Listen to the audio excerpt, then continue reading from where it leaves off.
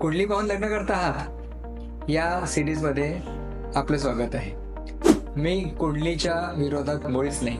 आधीच मी तुम्हाला सांगू इच्छितो की हा ज्याच्या त्याच्या श्रद्धेचा प्रश्न आहे. परंतु स्त्रीरोग तज्ञ या नात्याने माझं काम आहे, माझं कर्तव्य आहे की तुम्हाला काही या विषयावर मेडिकल फील्डबद्दल माहिती देणं.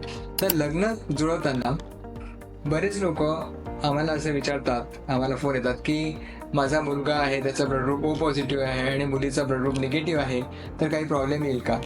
तर पहिले मी तुम्हाला एक गोष्ट सांगू इच्छितो की ब्लड ग्रुपचा लग्नाशी अर्थार्थी काहीही संबंध नाही. इनफॅक्ट ब्लड ग्रुप कुठलाही असला तरी त्याचा कुठेच काहीही फरक पडत नाही. जर का स्त्रीचा किंवा मुलीचा ब्लड ग्रुप निगेटिव्ह असेल आणि मुलाचा पॉझिटिव्ह असेल तर बाळामध्ये काही प्रॉब्लेम येण्याची शक्यता असते, पण एक इंजेक्शन असतं अँटीडी नावाचं, जे लावल्याने तो प्रॉब्लेम देखील होत नाही. त्यामुळे या विषयावर चिंता करायची गरज नाही.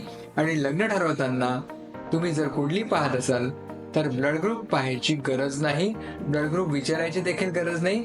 ब्लड ग्रुपचा लग्नाशी आणि प्रेग्नन्सीशी काहीही संबंध नाही. धन्यवाद.